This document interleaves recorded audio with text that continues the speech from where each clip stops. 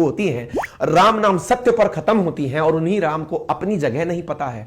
आप सोचिए, काशी विश्वनाथ जैसे स्थान को 350 साल की लंबी बैटल झेलनी पड़ती है। प्रमाण है कि कितनी बार न जाने वहां पर भगवान शिव के मंदिर को तोड़ा गया है, उसके बाद भी हम भगवान शिव के लिए लोकल कोर्ट में जाकर के आस्था की बात करते हैं।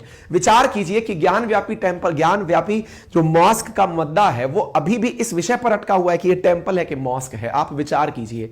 साथ ही साथ चाहे फिर वो कृष्ण की भगवान की मूर्ति, बहुत सारी बातें हैं, चाहे मथुरा का मामला हो, ये तमाम बातें। अगर डेमोक्रेसी वर्सेस डिक्टेटरशिप की बात की जाए, अगर सरकार वाकई में डिक्टेटरशिप पर आ जाए, अगर सरकार वाकई में 80% को ध्यान में रखकर काम करने लग जाए, तो सुप्रीम कोर्ट का अस्तित्व खत्म हो जाएगा। सुप्रीम कोर्ट के फैसलों के लिए 75 साल इंतजार नहीं करना पड़ेगा। लोगों को बरगलाना बहुत आसान है, ये कहना बहुत आसान है, देखिए डिक्टेटरशिप है इसलिए ऐसा हो रहा है। विचार कीजिए कि जिस राम मंदिर की आज हम चर्चा करते हैं, धर्म के नाम पर हम बात करते हैं, उस राम मंदिर को बनाने के लिए ना जाने कितना संघर्ष कोर्ट के अंदर हुआ है। भगवान को खुद अपना एविडेंस देने के लिए रामलला खुद अपना केस लड़े हैं, वो जाकर अपनी बातें बोले हैं। मतलब वकील ने उनको इस तरह से पेट्रॉन प्रेजेंट किया है कि सर मैं इनके बिहाफ पर बात बोल रहा हूं। जब भगवान खुद कोर्ट की शरण में हो गुरु, मतलब वो देश को आप कहते हैं कि डेमोक्रेसी नहीं है, डिक्टेटरशिप आ गई है। डिक्टेटरशिप होती तो ना जाने कब का हमारे देश के अंदर बहुत सारे धार्मिक स्थलों का अब तक मामला सुलट चुका होता। हमारे देश के अंदर ये स्थितियां नहीं होती। काशी विश्वनाथ के कॉरिडोर के अंदर घुसा हुआ ये मॉस्क नहीं होता। हमारे देश के अंदर ये स्थितियां नहीं होती कि 350 साल से काशी विश्वनाथ का डिस्प्यूट आज भी चल रहा होता।